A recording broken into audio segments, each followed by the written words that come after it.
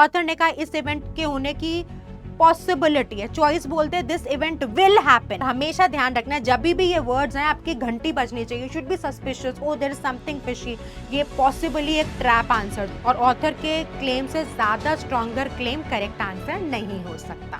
तो आपका social status क्या है, इकोनॉमिक स्टेटस क्या है, पॉलिटिकली आप कौन से एरिया या रीजन में रहते हैं। दिन में अगर कहीं बाहर गए और आपने 5 पानी की बोतलें ले ली, पानी भी खराब करा और बोतलें भी खराब हुई और पोल्यूशन भी हुआ, तो कहीं कुछ भी फायदा नहीं हो रहा ना। Hi my dear students, how are you, welcome to the session. कैसी चल रही है आपकी प्रेपरेशन? आई एम श्योर आपने प्रीवियस लेक्चर्स को देखा, समझा, क्वेश्चंस प्रैक्टिस किए, डीपीपी सॉल्व की, राइट? वही तो एक्साइटमेंट है, वहीं से तो आपको पता चलता है कि कितनी प्रोग्रेस हो रही है। तो कई बार क्या होता है, हम डर जाते हैं कि पता नहीं सवाल सही होंगे कि नहीं होंगे, what if I get all the questions wrong, what if I am not able to do the questions. That is fine ना, जब आप पहली बार कार चलाना सीखोगे तो हाईवे पे तो नहीं ले जाओगे, so it takes time, right? You can't start with the speed of 100 kilometres per hour, you will start with 20, धीरे धीरे 30 होगी, फिर 40 होगी, फिर 60 होगी, 80 होगी, फिर 100 होगी, right? So it takes time, it's a skill set that you are acquiring. पर अगर हम ये सोचे कि हम तो कार चलाएंगे ही नहीं तो फिर प्रोग्रेस नहीं होगी। So don't worry, DPP should be solve no matter whatever the accuracy is coming, even if you are practising you are learning, right? अगर एक बार में सोल्यूशन नहीं आता, 2 बार प्रैक्टिस करिए। रिमेंबर दोज डेज जब आप साइकिल चलाना सीख रहे थे आपके पापा मम्मी के साथ, तो आप कितनी बार गिरते थे, फिर आप खड़े होते थे, फिर चलाते थे। So that sort of enthusiasm should still be there whenever we talk about learning, right? So on this wise note, let's begin with today's session. My name is जूही नरूला और आज हम बात करेंगे कि कैसे इनकरेक्ट आंसर चॉइसेस क्रिएट होती हैं, उनको कैसे समझें, what are the common traps created, what are the grounds of elimination, and then we'll apply all these concepts in solving a previous year passage. Session is going to be exciting, let's get started. तो देखिए, मैं हर बार students को समझाती हूँ कि जितना effectively आप incorrect answer choices को एलिमिनेट करना सीखेंगे, उतनी आपकी आंसर्स आने की जो एफिशिएंसी है ना, वो इंक्रीज हो जाएगी। तो हम एक कॉन्सेप्ट की बात करते हैं जिसको बोलते हैं पीओई। पीओई का मतलब process of elimination. Process of elimination मतलब इनकरेक्ट आंसर चॉइसेस को आप एलिमिनेट करते जाओ, जो बचेगा करेक्ट आंसर है। तो अगर आपको 4 ऑप्शंस मिले तो उसमें 3 तो डेफिनेटली रॉन्ग है, राइट? यूनिक आंसर ही मिल रहा है ना आपको। तो जब भी कोई भी एमसीक्यू का क्वेश्चन आता है, the idea is that you will get a unique answer, मतलब there is only one possibility, only one choice will be correct. तो 3 तो इनकरेक्ट है। अब क्या होता है, यूजुअली हमारी जो टेंडेंसी है या जिस तरह से हम सोचते हैं, हम आंसर्स को पिक करते हैं, हम एलिमिनेट नहीं करते। What do we pick the answers, but that's not the right approach when we are dealing with the English section, or also it is applicable to some extent for your logical reasoning questions also। क्योंकि देखिए, जैसे आपने quant में calculation करी, आपको maths आती है, तो एक ही आंसर निकल सकता है ना, यूनिवर्सल आंसर है, राइट? तो इसको कोई कॉन्ट्रडिक्ट नहीं कर सकता, इसका कोई और वेरिएशन नहीं है, इसको और किसी तरीके से प्रेजेंट नहीं किया जा सकता। बट जब हम किसकी बात करते हैं, इंग्लिश की, तो मैंने आपको एक पैसेज दिया और बोला कि भाई इसका तो मुझे प्राइमरी पर्पस बता दो। तो अगर क्लास में 10 बच्चे बैठे हैं, 10 अलग अलग तरीके से स्टेटमेंट का कंस्ट्रक्शन करेंगे, same word to word exact statement तो नहीं निकल के आएगा, राइट? तो that is the reason uniqueness feasible नहीं होती रीडिंग कॉम्प्रिहेंशन में, इंग्लिश सेक्शन में, राइट? वर्बल एबिलिटी में। तो इसलिए हम स्टूडेंट्स को हमेशा एडवाइस करते हैं कि अगर आपको एक्सेल करना है, आपको बहुत बढ़िया काम करना है, तो आपको इनकरेक्ट आंसर चॉइसेस को एलिमिनेट करते जाना है, जो बचेगा वो करेक्ट आंसर है।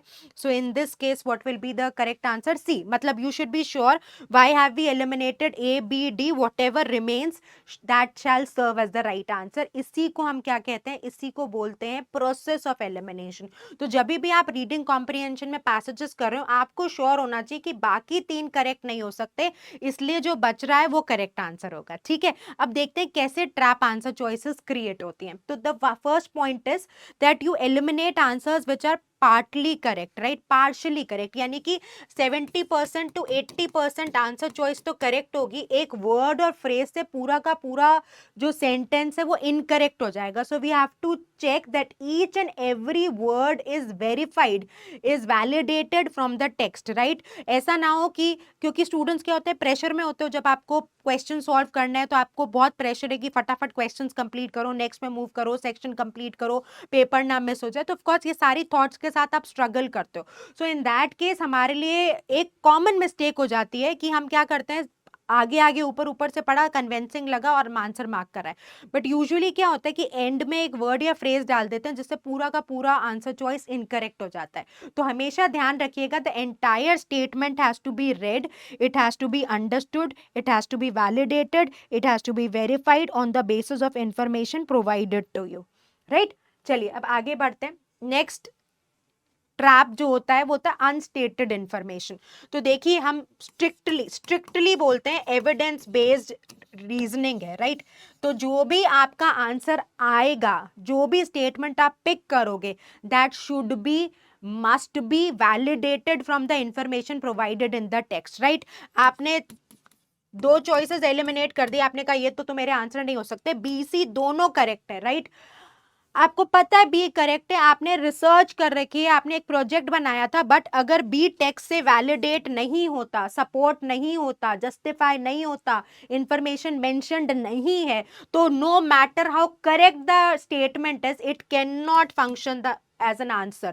So any information which is unstated, not provided in the text, cannot function as an answer. Only exception is जब condition क्वेश्चन में ही मेंशन कर दे, ठीक है, which of the following if true will weaken the argument, क्योंकि अब question में mention कर दिया ना, अगर सही माने तो. But otherwise if that condition is not mentioned in the question, you have to get your answer validated, your answer should be justified, must be justified from the information offered in the text, ठीक है. तो unstated information cannot function as the correct answer. Next is stronger claims. इनको हम extreme answers भी बोलते हैं. इसका मतलब है ऑथर के क्लेम से ज्यादा स्ट्रॉन्गर स्टेटमेंट करेक्ट आंसर नहीं हो सकता. So who is the boss of the argument? कौन है लीडर, बॉस, अथॉरिटी हमेशा ऑथर है, राइट.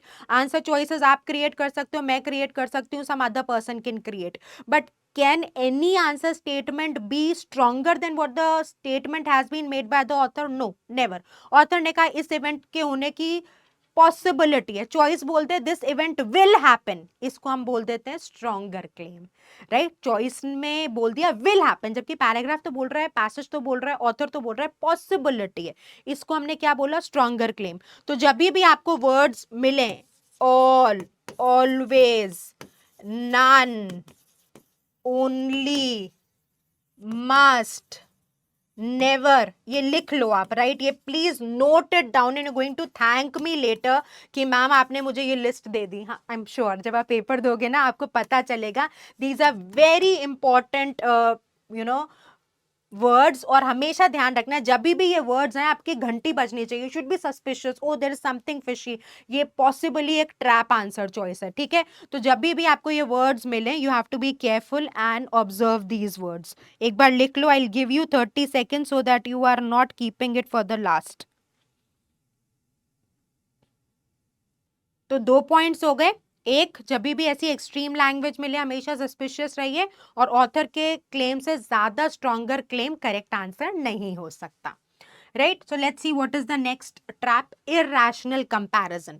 तो जब भी कोई कंपैरेटिव स्टेटमेंट मिलता है, that means this is more complicated, this is the most difficult task, most challenging book, most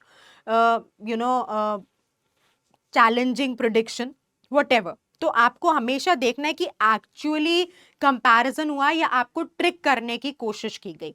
इसको मैं आपको एक एग्जांपल से समझाती हूँ. आपको एक पैसेज मिला, पैसेज में बात करी कि एक ऑथर ने नॉवल लिखा है, राइट, और वो नॉवल लोगों को समझ में नहीं आ रहा, राइट, और क्रिटिकली उसको इतना अप्रिशिएट नहीं करा जा रहा.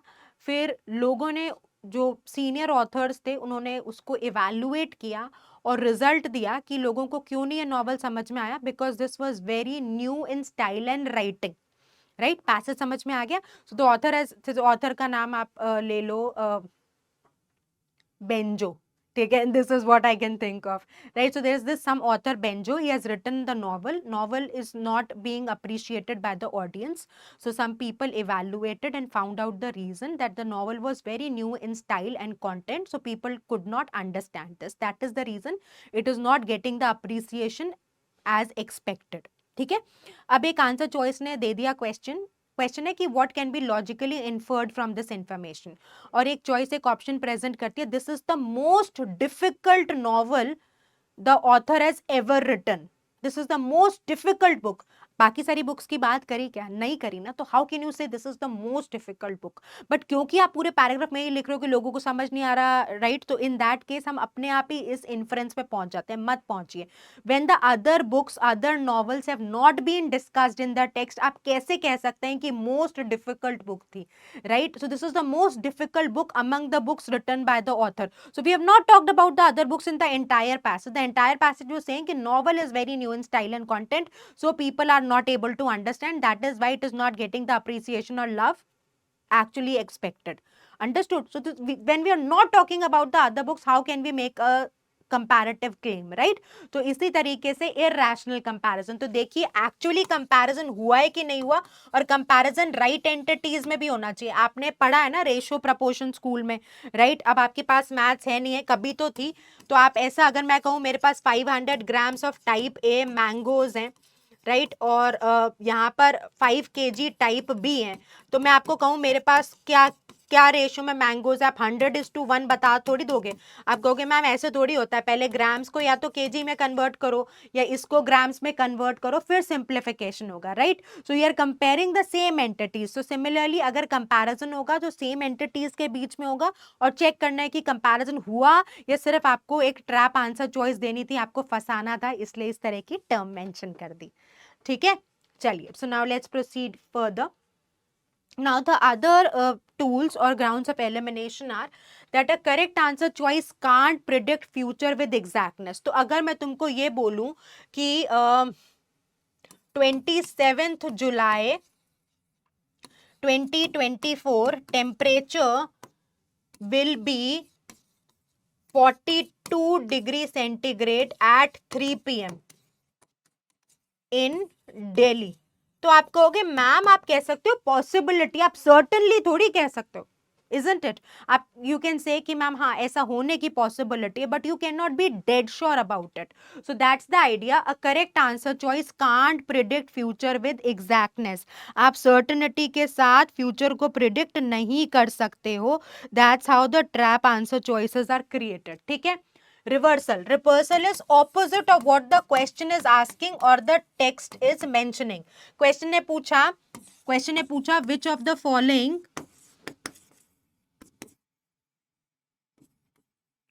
traits of authors are mentioned in the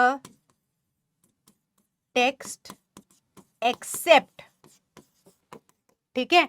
so in this case आपने देखा कि कौन सा ट्रेट मेंशन्ड है, एक्सेप्ट, यानी कि आपको उस पॉइंट को मेंशन करना था जो मेंशन नहीं है। अब बच्चे क्या करते हैं, जल्दबाजी में एक्सेप्ट को पढ़ते ही नहीं है, राइट, इसको मिस करके आ जाते हैं। पहला ट्रेट देखते हैं जो पैराग्राफ के बेसिस पे जो भी इंफॉर्मेशन प्रोवाइडेड थी वो डिस्कस था, कहते हैं अरे ये तो पैराग्राफ के बेसिस पे वैलिडेट हो रहा है, और जल्दी में, हड़बड़ी में, ओवर एक्साइटमेंट में, ओवर इंथुजियाज्म में वो आंसर मार्क कराते हैं। बट क्वेश्चन ने पूछा था एक्सेप्ट, कौन सा नहीं मेंशन्ड है, राइट? तो ये रिवर्सल हो गया, आपने जो आंसर मार्क किया वो ऑपोजिट था of what the question has asked, right? तो you have to be careful, आपको क्वेश्चन ध्यान से पढ़ना है, मैंने आपको बार बार समझाया है, वापस समझा रही हूँ, क्वेश्चन को लेकर लापरवाही मत करिए, क्वेश्चन पे अगर थोड़ा सा ज्यादा टाइम इन्वेस्ट करेंगे तो आपको क्लैरिटी मिलेगी कि आपको करना क्या है, और एक बार आपको ये क्लैरिटी मिल गई कि आपको कैसे टास्क को परफॉर्म करना है, तो जो आपकी ओवरऑल जर्नी है that becomes easier, right? So reversal क्या है, ऑपोजिट, कई बार इंफॉर्मेशन के ऑपोजिट स्टेटमेंट दे देते हैं, इंफॉर्मेशन ने कहा this task is not achievable और चॉइस बोलते दिस टास्क इज अचीवेबल, तो ये भी रिवर्सल है, ऑपोजिट जो ऑथर ने कहा और ऑपोजिट स्टेटमेंट जो आपने पिक कर लिया as per the expectation of the question, ठीक है? सो दोनों रिवर्सल से केयरफुल रहना है। Next is the answer will be politically, कोई भी आंसर जो पॉलिटिकली इनकरेक्ट है वो करेक्ट नहीं हो सकता, पॉलिटिकली इनकरेक्ट है वो करेक्ट नहीं हो सकता, समझे? यानी कि कोई ऐसा स्टेटमेंट किसी कास्ट को, किसी कम्युनिटी को, किसी रिलीजन को, किसी जेंडर को अगर नीचा दिखाता हो, राइट, उसको कॉन्डेंसकेट करता हो, उसको क्रिटिसाइज करता हो, राइट, तो वो करेक्ट आंसर नहीं हो सकता, राइट। तो जो भी आंसर आप पिक करेंगे पॉलिटिकली करेक्ट होने चाहिए, किसी कास्ट, कम्युनिटी, रिलीजन के सेंटिमेंट को, इमोशन को हर्ट नहीं करने चाहिए, राइट। और उसके बाद इमोशनली ड्रिवन होके आंसर नहीं मार्क करना कि आपको सही लग रहा है, कि आपकी अंडरस्टैंडिंग है, आपकी रैशनल है, नहीं। मैं वापस आपको बोल रही हूँ, स्ट्रिक्टली एविडेंस बेस्ड रीडिंग है, तो इंस्टिंक्टिवली जो सुनने में सही लग रहा है या आपके लॉजिक से सही बैठता है वो नहीं, आंसर को टेक्स्ट से वेरीफाई होना जरूरी है, ठीक है। So these are few ways in which you can do the eliminations. This is how the trap answer choices are created. चलिए, तो अब आपको समझ में आ गया है, तो अब हम क्या करते हैं, let's quickly solve one interesting passage, let's begin. तो ये क्लैट 2020 में पूछा गया पैसेज है, this has been tested, previous year questions ही कर रहे हैं, right. So this PYQ CLAT 2020 का पूछा गया पैसेज है, आपको मजा आएगा सॉल्व करने में, एक बार रीड करिए फिर मैं आपको समझाती हूँ। चलिए इसको रीड करते हैं। Climate change is considered to be one of the most serious threat मतलब खतरा, to sustainable development with adverse impact, adverse मतलब नेगेटिव इम्पैक्ट, इम्पैक्ट मतलब असर, थ्रेट मतलब खतरा, ठीक है। टू सस्टेनेबल, सस्टेनेबल मतलब कंटिन्यूअस, ठीक है, तो निरंतर जो होता है ना उसको सस्टेनेबल बोलते हैं। तो अगर हम कंटिन्यूअस डेवलपमेंट चाहते हैं तो जो क्लाइमेट चेंज हो रहा है, जो बदलाव हो रहे हैं क्लाइमेट में, वो एक सीरियस थ्रेट है, एक सीरियस प्रॉब्लम है, ठीक है। सो क्या विद एडवर्स इम्पैक्ट, कहाँ का एडवर्स इम्पैक्ट होगा, इन्वायरमेंट पे, ह्यूमन हेल्थ पे, फूड सिक्योरिटी पे, economic activity, natural resources and physical infrastructure, right. So कहाँ का ये नेगेटिव इम्पैक्ट हो सकता है, अब आपसे क्वेश्चन पूछे कि कहाँ कहाँ नेगेटिव इम्पैक्ट हो सकता है, आप यहाँ पे आके अपना आंसर वेरीफाई कर लेना। यही तो हम प्रीवियस सेशंस में डिस्कस करते आ रहे हैं कि we should go back to the passage wherever needed and we should know where to go back, right. और मैपिंग भी आप करते जाओगे कि क्लाइमेट चेंज की बात हो रही है तो क्लाइमेट चेंज खतरा है, इम्पैक्ट कहाँ कहाँ दिखेगा, इन्वायरमेंट पे दिखेगा, ह्यूमन हेल्थ पे, फूड सिक्योरिटी पे, इकोनॉमिक एक्टिविटी, नेचुरल रिसोर्सेज। तो क्वेश्चन पूछ सकता है where can be the impact seen except, और which of the following is the area where there will be an impact seen of climate change, right? So either of the ways question create हो सकता है, जैसे भी question create हो, आपको तो ये चीज का ध्यान रखना है कि भाई मेरे को शक्तिमान नहीं बनना, मेरे को रिविजिट करना, and I have to verify the answer that you know I will finally be picking, क्योंकि अगर आपने आंसर वेरीफाई नहीं किया then it will be really problematic, right. चलिए, so let's read further. So according to the intergovernmental panel on climate change, तो आप अब आपसे क्वेश्चन पूछे कहीं भी आईपीसीसी का, तो आप यहाँ पर मैपिंग करके लिख लीजिए एंड वी विल रिविजिट कि आईपीसीसी के हिसाब से क्या होना चाहिए। The effect of climate change have already been observe, मतलब जो इफेक्ट्स हैं, जो असर हैं, वो ऑलरेडी ऑब्जर्व हो रहे हैं, and scientific findings indicate, indicate मतलब शो, दैट प्रिकॉशनरी, प्रिकॉशन लेना मतलब आप सावधानी जो बरत रहे हो उसको प्रिकॉशन लेना कहते हैं, एंड प्रॉम्प्ट, प्रॉम्प्ट मतलब क्विक एक्शन इज नेसेसरी। तो अब आपसे पूछे कि आईपीसीसी ने इस पे क्या कमेंट किया है, क्या स्टेटमेंट रिलीज किया, यहाँ से आके आप अपना आंसर देख सकते हो। Vulnerability to climate change is not just a function of geography or dependence on natural resources. Vulnerability मतलब आप कितना, आप पे असर पड़ेगा, राइट, कितना आप पे इम्पैक्ट आएगा, वो केवल ज्योग्राफी या नहीं है। तो दैट इज वल्नरेबिलिटी, मतलब कितना इम्पैक्ट आप पे आएगा, कितना असर पड़ेगा क्लाइमेट चेंज का, वो सिर्फ ज्योग्राफिकल फैक्टर्स पे डिपेंडेंट नहीं है और on natural resources. Let's see what is the other information, read it further. चलिए, so let's read it. It also has social, economic and political dimensions. तो आप पे कितना असर पड़ता है, सिर्फ ये नहीं है कि आपकी ज्योग्राफी क्या है या आपका क्या डिपेंडेंस है नेचुरल रिसोर्सेज पे, तो जो इम्पैक्ट है वो किस किस पे डिपेंडेंट हो गया। So it also has social, economic, political dimensions which influence, जो असर डालते हैं, how climate change affects different groups, right. तो आपका सोशल स्टेटस क्या है, इकोनॉमिक स्टेटस क्या है, पॉलिटिकली आप कौन से एरिया या रीजन में रहते हैं, ये वाले फैक्टर्स भी असर डालते हैं कि जो क्लाइमेट चेंज का आप पर किस एक्सटेंट तक प्रभाव पड़ेगा, इम्पैक्ट आएगा।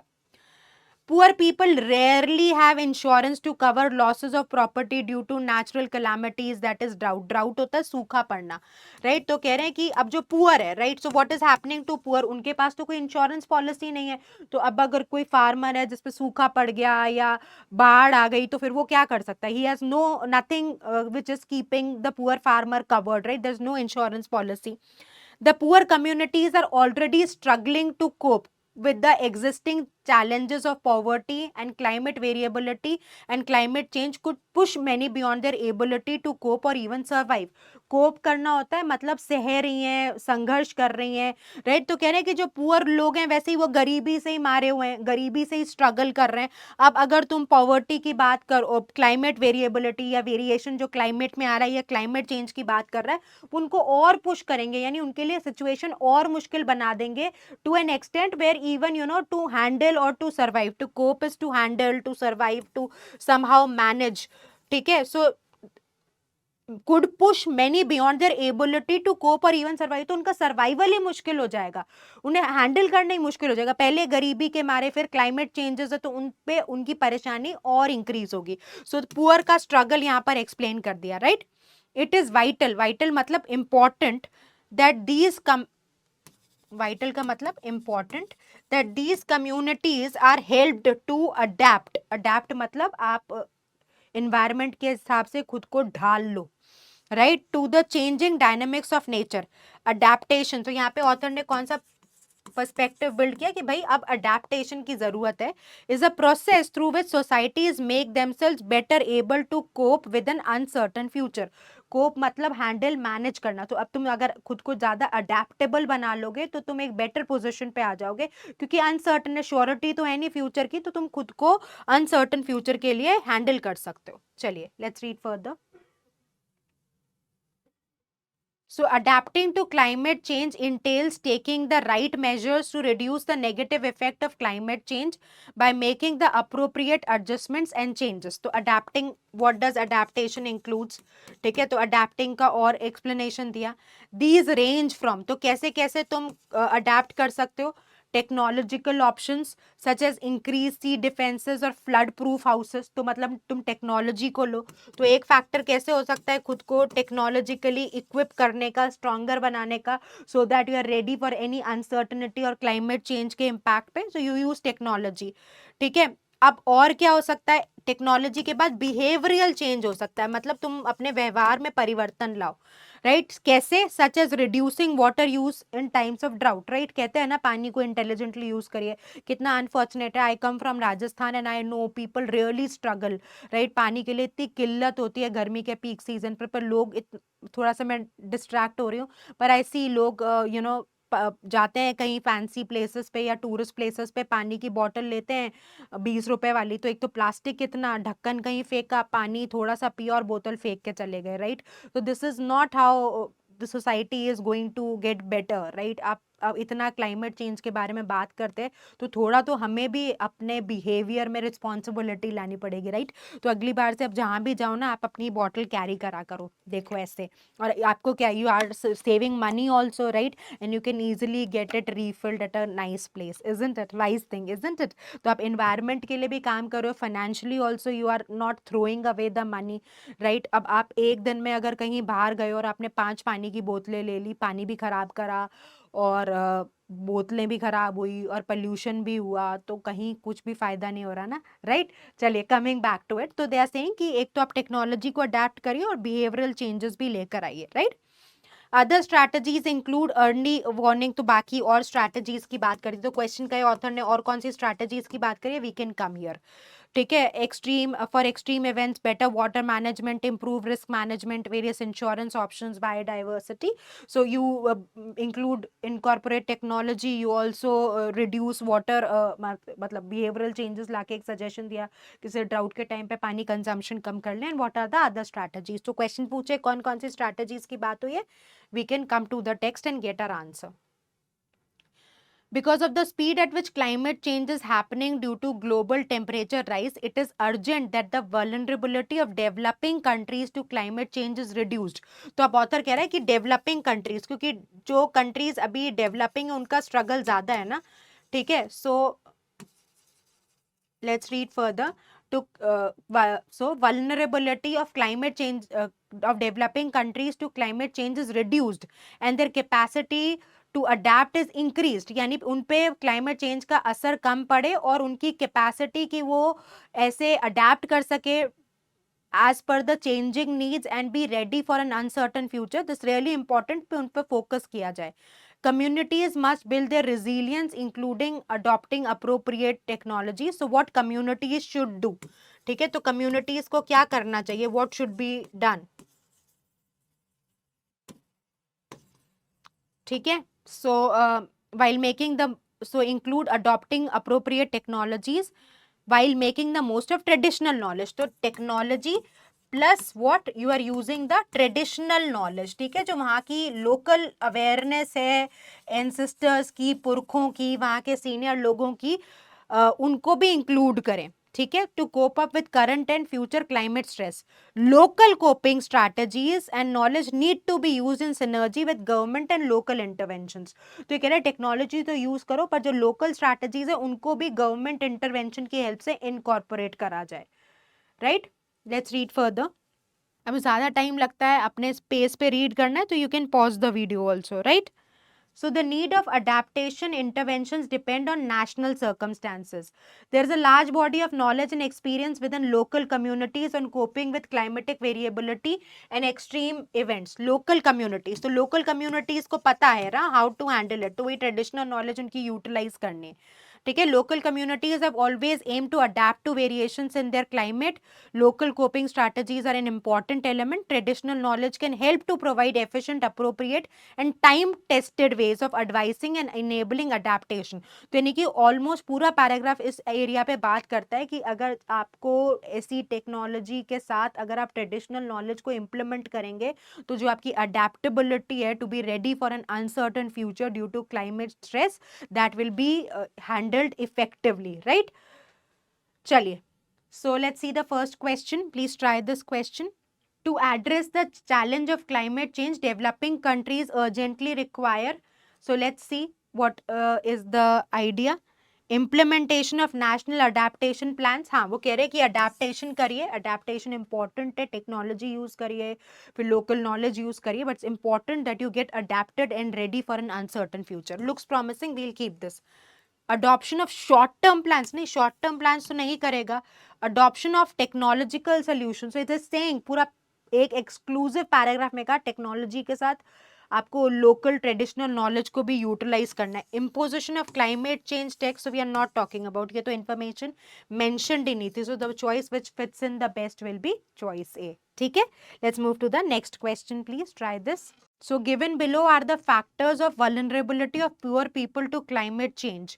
राइट, तो कौन कौन से ऐसे पैरामीटर्स हैं जिसकी वजह से poor people can get more impacted by climate change. So their dependence of natural factors, resources बोला है पैराग्राफ ने, जोग्राफिकल एट्रीब्यूट्स भी बोला है, और वो बोल ही रहे हैं कि उनके पास पैसा नहीं है तो उन पे और मार पड़ती है क्लाइमेट चेंज की. We discuss this point. So even this has been mentioned. Lack of traditional knowledge ने ये नहीं बोला कि उनके पास ट्रेडिशनल नॉलेज की कमी है. राइट, पॉवर्टी है, गरीब है. राइट, वो तो बोल ही रहे कि ट्रेडिशनल नॉलेज होती है लोकल कम्युनिटीज को जिनको यूज करना चाहिए because they know how to face the adverse situations. Right, so which choice is getting verified? We should have the answer 1, 2, 3 included. So 1, 2, 3 is included only in choice D. So D will function as the right answer. ठीक है, let's move to the next question. So which of the following is against the idea? तो against मतलब opposite. तो question को ध्यान से पढ़िए क्योंकि अगर आपने against नहीं पढ़ा तो आप फंस जाओगे. So opposing the idea portrayed in the passage. Right, so pay attention. इस तरह के कॉमन ट्रैप्स होते हैं कि हम अपोजिंग देखते नहीं है and then we get into the trap. So coordination between regional and national efforts is necessary, वो तो ऑथर बोल रहा है, तो ये अगेंस्ट द आइडिया नहीं है, ये मेरा आंसर नहीं हो सकता. The process of adaptation to climate change does not take into the account the factor of prevailing national circumstances. तो ये तो opposite हो गया ना, ये मेरा possible answer हो सकता है क्योंकि author तो कह रहा है कि जो adaptation plan बनेगा वो it will be dependent on the national situation also, right? So that is in sync. तो ये तो oppose है, बी को रखते हैं. Social dimensions of climate change also need to be appreciated. Clearly author ने कहा है कि सोशल डायमेंशंस कंसिडर करनी है. Combining traditional knowledge with appropriate technology is the need of the hour, author ने इसको बहुत एम्फसाइज किया है। तो ए, सी और डी ऑथर के अलाइनमेंट में है, बी अपोज करता है ऑथर के पर्सपेक्टिव को, so B will be the correct answer. Let's come to the next question please. So the traditional knowledge should be used through improvement. So traditional knowledge will be used when the government is also intervening, right? So यहाँ पे देखिए इस बोला है ना कि traditional knowledge need to be used in synergy with government and local interventions. Can you see? We are getting the answer from here, right? So here we can verify our answer from the text also. So yes, it's not improvement in national circumstances, but you need synergy between government and local interventions. Climate change की तो बात ही नहीं करी, dissemination होता है spread करना, but how? So this also goes out. What will be the correct answer for this question? Choice B. ठीक है, चलिए now let's come to this question, which what is the meaning of the word resilience occurring in the passage. तो ये बहुत simple सा एक question है जो आप होमवर्क में लोगे, राइट? इसी बहाने आप पैसेज को एक बार खुद से भी ट्राई करोगे, रिविजिट करोगे, राइट? आपका कॉन्फिडेंस बढ़ेगा, आपको बेटर अंडरस्टैंडिंग बिल्ड होगी, आप जो कॉन्सेप्ट्स लर्न कर रहे हो इन द सेशंस उसको इम्प्लीमेंट कर पाओगे, right? So I am sure you found this session useful. आप मेहनत करिए, क्वेश्चन सॉल्व करिए और प्रोसेस को ट्रस्ट करिए। ये एक स्किल सेट है जो आप अक्वायर कर रहे हैं, तो प्रोग्रेस धीरे धीरे होती है, बट जब आप महीने बाद, 2 महीने बाद निरंतर प्रयास करते रहोगे, you will see that there is a massive improvement, right? So thank you so much for watching the video. I hope you really found this helpful. Take good care of yourself. Work very, very hard. All the best.